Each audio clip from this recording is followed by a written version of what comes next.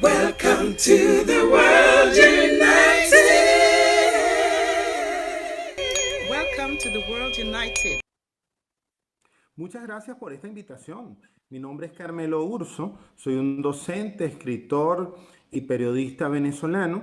Hemos desarrollado en los últimos 4 años el programa de escritura creativa más exitoso de Venezuela. Más de 100 de nuestros alumnos han sido reconocidos en certámenes nacionales e internacionales, incluyendo 2 campeonatos mundiales de escritura. Mi sueño es cambiar la forma en que enseñamos la escritura en Venezuela, dejar el viejo modelo del análisis sintáctico y desatar la creatividad de nuestros jóvenes, empoderándolos con técnicas que les permitan construir sus propios universos de ficción, sus propios libros y pasar de receptores pasivos de información a creadores activos de mundos imaginarios. Se puede desarrollar.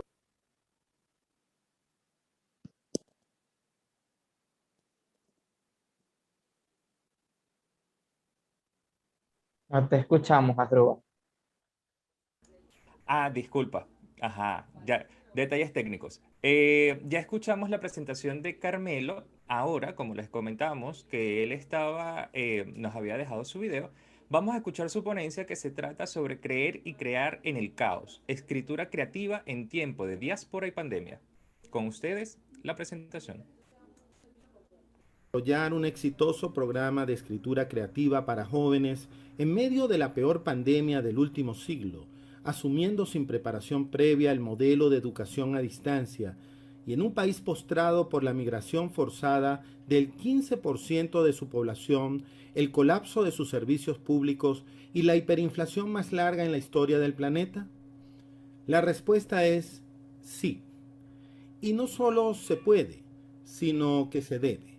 En el Colegio Nuestra Señora de Pompey de Caracas, con el apoyo pleno de la institución, pusimos en práctica un taller de escritura creativa basado en los géneros microliterarios, tanto ancestrales como modernos. A fuerza de fábulas, parábolas, haikus, nanorrelatos, microrrelatos, cuentos realistas y fantásticos, e incluso novelas, decenas de alumnos de esta institución académica de la Misión Católica Italiana de Venezuela han sido reconocidos en concursos literarios de España, Argentina, Bolivia, México, Ecuador y nuestro país. Sus textos han sido publicados en libros, revistas, páginas web y redes sociales. Las herramientas didácticas fueron esenciales para alcanzar tales logros. Microvideos pedagógicos en YouTube, recetarios que deconstruyen géneros literarios en breves recomendaciones instruccionales, disparadores creativos que facilitan la producción de textos desde el primer día, y 2 fabularios usados como libros de texto redactados por los mismos alumnos. El mundo anglosajón y el mundo hispanohablante tomaron en los últimos 3 siglos 2 rumbos muy distintos en la promoción de la lectura y la escritura. Los anglosajones eligieron el camino de la enseñanza de estructuras narrativas, discursivas, argumentativas y poéticas, sustentada en teorías pragmáticas y en una práctica sostenida. En España y Latinoamérica escogimos el árido rumbo del análisis sintáctico, la obsesión ortográfica y la adoración de dioses literarios sin una teoría sistémica ni una práctica sistemática. Los resultados son palpables. Según la Asociación Internacional de Editores, de los 20 libros más vendidos de la historia, redactados por un autor individual, 13 han sido escritos en inglés, 2 en chino, 1 en italiano, 1 en francés, 1 en alemán, 1 en portugués y 1 solo en español, El Quijote.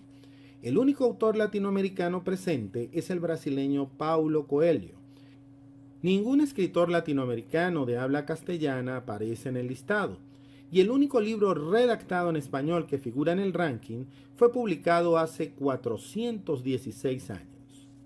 Por otra parte, de acuerdo al índice de lectura de la UNESCO, el finlandés promedio lee 47 libros al año. El estadounidense y el inglés consumen 30 libros en ese periodo. Los españoles leen unos 10 libros cada 12 meses. En tal lapso, los chilenos leen 5 libros, los argentinos 4, los mexicanos 3, los colombianos 2, y de los venezolanos no se sabe nada, pues tal como señala la revista SIC del Centro Gumilla, el gobierno nacional no genera memoria y cuenta educativa desde 2015 y no hay manera que se produzca un informe racional en la materia. Tal como afirmamos al principio, el éxito evidente de los países anglosajones y el fracaso patente de España y Latinoamérica puede explicarse, entre otros factores, en la manera en que ambas regiones realizan su proceso de promoción de la lectura y la escritura. Y en esta materia, la enseñanza de la escritura creativa es fundamental. Según Beck, esta práctica comenzó de manera informal hacia 1840 con la edición usual de manuales teóricos sobre la escritura en ambas orillas del Atlántico. Luego, hacia finales del siglo XIX, el americano Poe en Estados Unidos y el americano James en el Reino Unido publicaron sendos manuales de cómo escribir cuentos, el primero, y de cómo escribir novelas, el segundo. Este método del cómo escribir, característico de la escritura creativa, fue sumando con el paso de las décadas más y más manuales, más y más recetarios, más y más alumnos y docentes. Hasta que en 1936, la Universidad de Iowa fue la primera en el planeta en establecer una maestría de escritura creativa. El modelo de Iowa fue replicándose con múltiples y libres variaciones a lo largo de los Estados Unidos, de universidad en universidad, de college en college, de escuela en escuela. En Reino Unido, Canadá, Australia y Nueva Zelanda se dieron procesos similares. Y mientras los alumnos de esos países invierten buena parte de su tiempo aprendiendo cómo escribir poemas, microrrelatos, relatos, novelas, informes técnicos, cartas, discursos, ensayos, artículos académicos y demás expresiones redaccionales que les resultarán útiles en la vida, los alumnos de Iberoamérica pasarán lustros y lustros empantanados en la práctica del análisis sintáctico, la memorización de reglas gramaticales, la repetición de tareas que se resuelven copiando, pegando y plagiando textos de Internet y la veneración de inalcanzables ídolos literarios. Desde el año 2005 hemos venido desarrollando nuestro método de enseñanza de la escritura creativa. En principio lo diseñamos como un programa corto para pasantes de periodismo de diversas instituciones, a fin de mejorar sus destrezas redaccionales. Tras años de práctica, la evidencia empírica nos demostró 6 hechos. 1. Los estudiantes de comunicación social no solían leer libros. 2. No sabían estructurar textos narrativos y argumentativos. 3. Su vida como lectoescritores transcurría en las redes sociales a través de teléfonos, tablets o computadoras. 4. Les costaba leer, comprender y escribir textos largos. 5. Su manera de leer era discontinua, superficial y escaneada, con el hábito de saltar de hipervínculo en hipervínculo en lugar de consumir textos completos y significativos. 6. Su escritura era fragmentaria, con escasos recursos retóricos y poca capacidad para enlazar argumentos de modo lógico o narrar hechos de manera amena. Conocedores de esta situación, desarrollamos una metodología que sirviera de antídoto a tales carencias. Así que como 1. No leían libros, los pusimos a leer textos cortos, pero que respondieran a la estructura principio-desarrollo-final. 2. Como desconocían la estructura de los textos argumentativos y narrativos, redactamos una serie de recetarios y decálogos con instrucciones muy cortas a fin de deconstruir tales estructuras y hacerlas fácil y rápidamente comprensibles. 3. Como consumían textos en dispositivos digitales, los mantuvimos leyendo allí, pero les ofrecimos obras bien escritas y elaboradas para tales formatos. 4. Como su lectura era discontinua e hipervincular y les costaba asimilar textos largos, les dimos a conocer los géneros ancestrales ancestrales y modernos de la microliteratura, para que sus lecturas, aunque cortas, resultaran significativas. Y 5. Como su escritura era fragmentaria, les enseñamos a gobernar las leyes del texto paso a paso. Así, uno de los aforismos de nuestros decálogos dice: quien aprende a gobernar la frase puede aprender a gobernar el párrafo. Quien aprende a gobernar el párrafo puede aprender a gobernar la página, y quien aprende a gobernar la página puede escribir un libro. En septiembre de 2019, el autor de este trabajo fue contratado por el Colegio Nuestra Señora de Pompey de Caracas para impartir un taller estable de escritura creativa. Entre mayo y julio de 2019 se dieron 3 hechos inéditos. Juan Rodrigo Urso, quien cursaba 5º año de bachillerato en el Colegio Nuestra Señora de Pompey, ganó el 6º certamen internacional de microrrelatos Javier Tomeo de España en la categoría juvenil, siendo el primer extranjero en recibir tal distinción.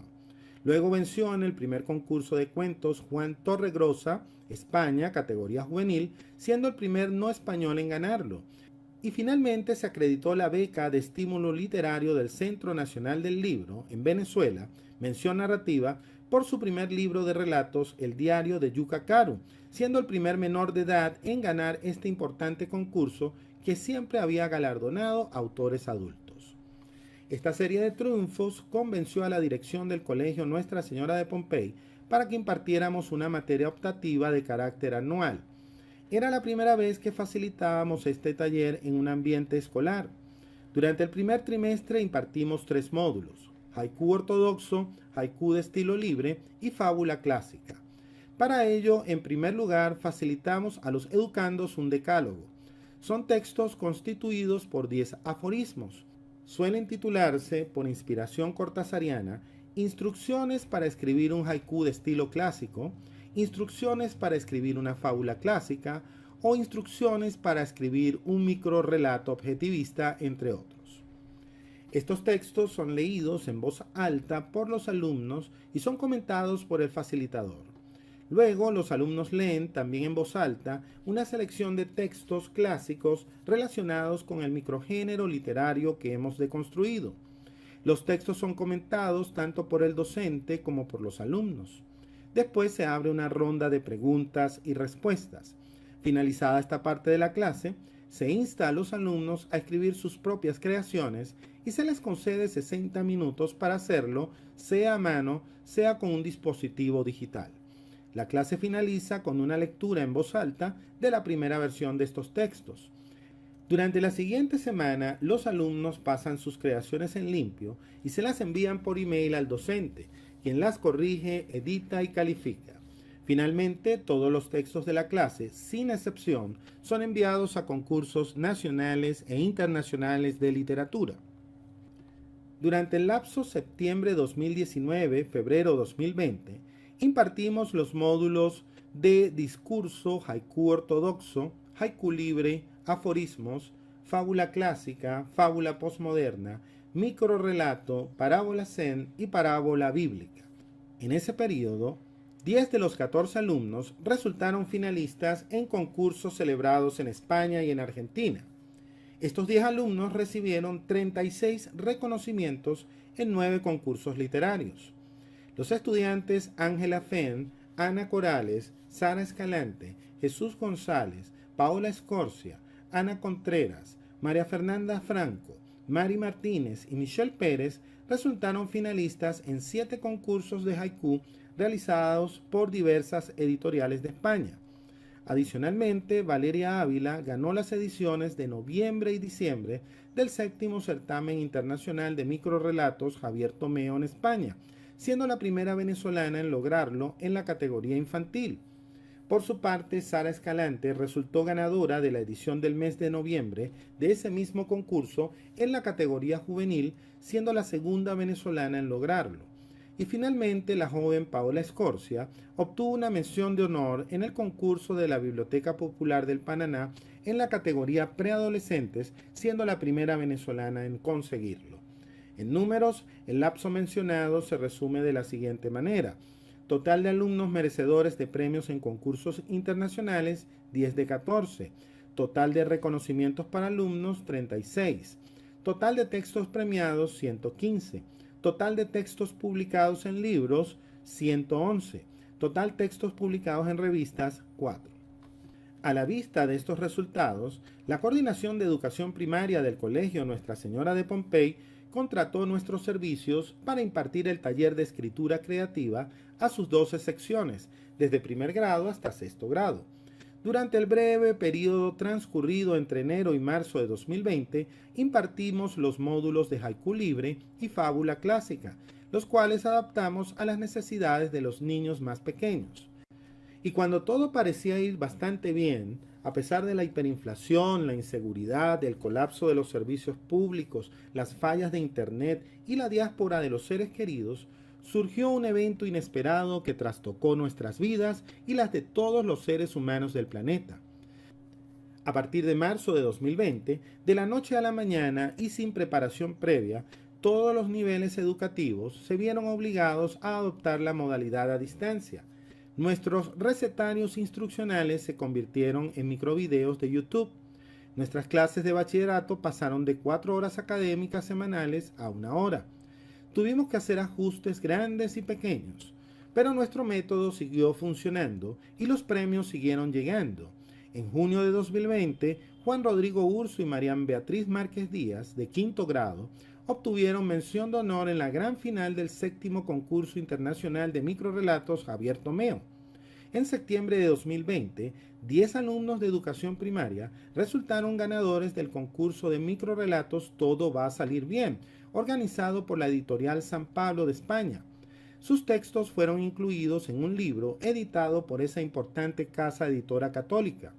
En septiembre de 2020, las fábulas de nuestros alumnos se transformaron en un fabulario de 130 páginas que hoy es usado como libro de texto para incentivar la escritura creativa de jóvenes y adultos. Mientras tanto, nuestros niños siguieron arrasando en concursos internacionales de haikus y microrelatos. La lista es demasiado larga para enumerarla aquí. Nuestro énfasis en los concursos literarios se explica en el siguiente hecho. Desde hace décadas, el sistema educativo de nuestro país no es monitoreado por las 3 principales pruebas que auditan la calidad educativa mundial: las pruebas PISA, los TIMSS y los PIRLS, que miden el rendimiento de los alumnos en matemáticas, ciencia y lectura. Y como nadie audita la calidad de nuestra educación, los premios de los concursos literarios son un buen indicador de que lo estamos haciendo bien. Es además una manera concreta de producir buenas nuevas en un contexto de caos, diáspora y pandemia, y de demostrar que los venezolanos no solo no nos rendimos frente a las adversidades, sino que contamos con una talentosa generación de relevo para superarlos.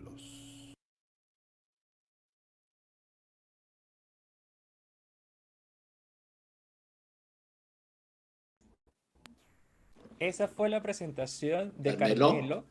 ya terminamos. Carmelo, ¿estás por Bien. aquí? Sí, estaba yo esperando que dijera adiós, pero como fue grabado, me quedé con la impresión de que se iba a despedir. Estamos aquí nuevamente con el siguiente ponente que también envió su comunicación grabada, José Guerrino Sí, pero Montoya. antes de pasar a José Guerrino, Carmelo, ¿estás allí? Sí, sí estoy. Feliz día. Muchas gracias. Muy honrado por participar en este tan importante festival. Carmelo, genial tu ponencia. Una pregunta. Antes de pasar al siguiente ponente y chequeando, mientras me das un momentito para chequear las preguntas que nos pudieran haber hecho a través de YouTube.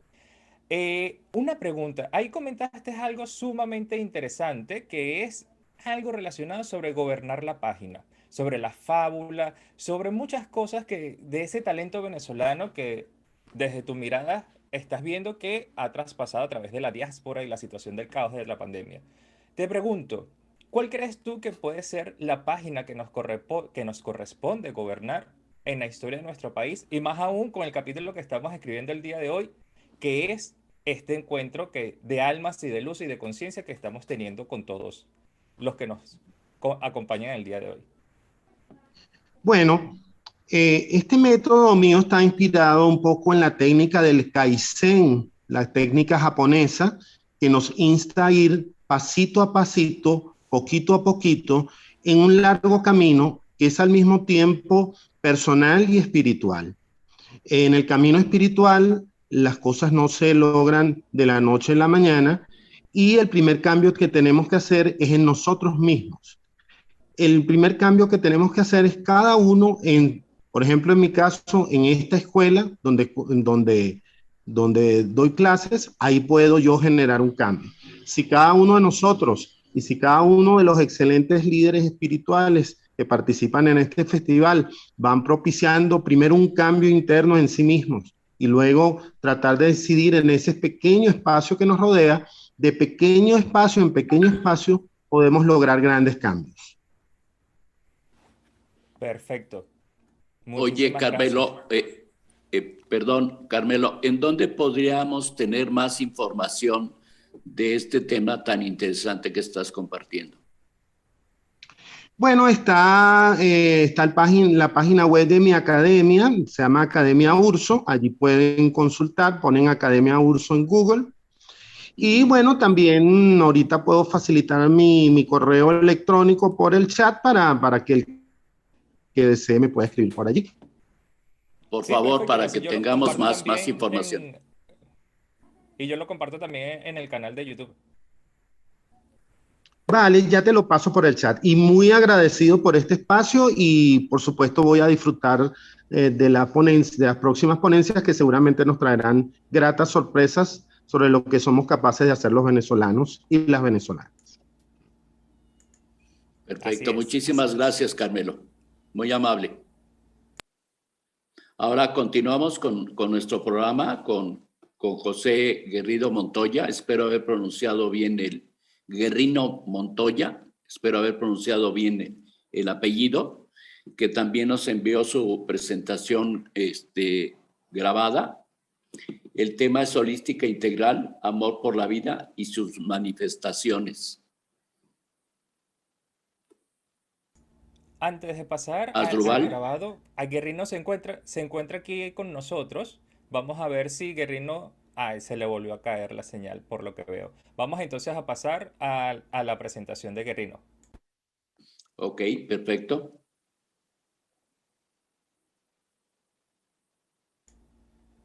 Deme un segundito acá.